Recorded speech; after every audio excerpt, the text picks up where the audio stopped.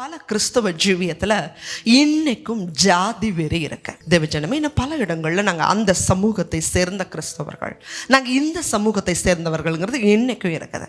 தேவஜனமே, தேவன் ஒருவனை அல்லவா படைத்தார். ஆவி அவரிடத்துல சம்பூர்ணமாக இருந்துச்சு. மல்கியா புஸ்தகத்தில் வாசிக்கிறோம், தேவன் ஏன் ஒருவனை படைக்கணும்?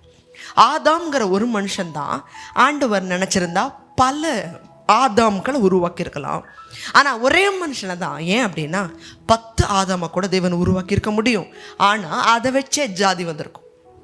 நான் களிமண்ணால் செய்யப்பட்டவங்க, நாங்கள் செம்மண்ணால் செய்யப்பட்டவங்க, நாங்கள் கரிசல் மண்ணில் செய்யப்பட்டவங்க, நாங்கள் தான் விலையேற பெற்றவர்கள்ன்ற பிரிவினை வரக்கூடாது.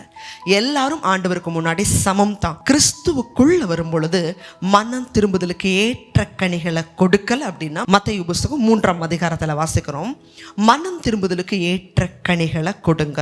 இல்லைன்னா கோடாரியானது மரத்தோடைய வேரருகே வைக்கப்பட்டிருக்கிறது, நல்ல கனி கொடாத மரம் எல்லாம் வெட்டுண்டு அக்கினியில போடப்படும். நம்ம என்னைக்கு கிறிஸ்தவத்துக்குள்ள வந்தோமோ அப்பவே பழைய உலக சிந்தனைகள் மாறி கிறிஸ்துவின் சிந்தை நமக்குள்ள வரணும்.